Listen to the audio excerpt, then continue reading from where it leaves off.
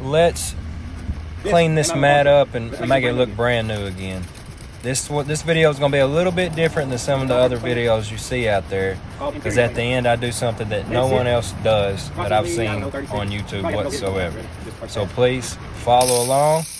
What we're doing now is we're adding a Tornador chemical. We added all-purpose cleaner. All-purpose cleaners in the Tornador just to get in the cracks and to make it, look a little more fancy for YouTube views, just like everybody else does.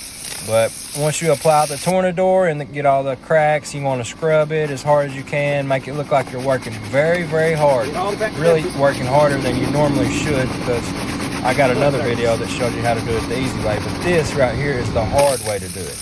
So I advise you to do it this way, and definitely like, comment, and subscribe, especially because I tried so hard. Please use the Tornador again. For what reason, I do not know.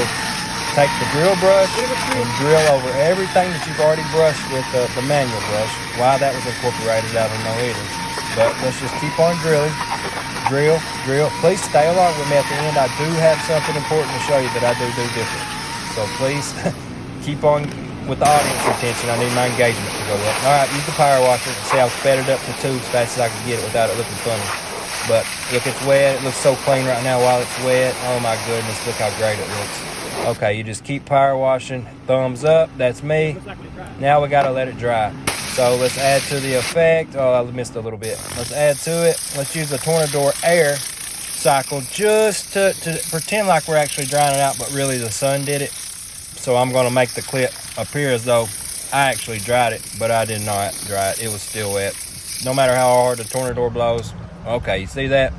Still looks dull. It's clean as shit, but it does look dull, doesn't it?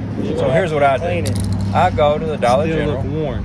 I buy me a good can of $6 flat black paint. And that's not this can. This is just for the content. It's a cheap Rust-Oleum version, and it's not flat, it's actually gloss, but I didn't want to waste my flat that I actually do use on WeatherTech, because I'm just doing this for the video. But here we go. Get a good coverage, paint it.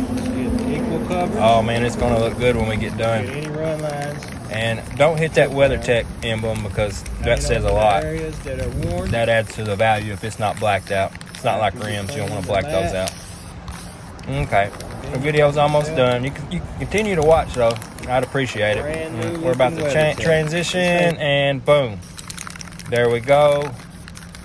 I'm running out of stuff to say, but the video's got to be over 3 minutes for me to get watch time. Yeah, they changed that. Well, anyway, it does look good. So when you paint it, there's what it looks like before. Farm truck WeatherTech mats.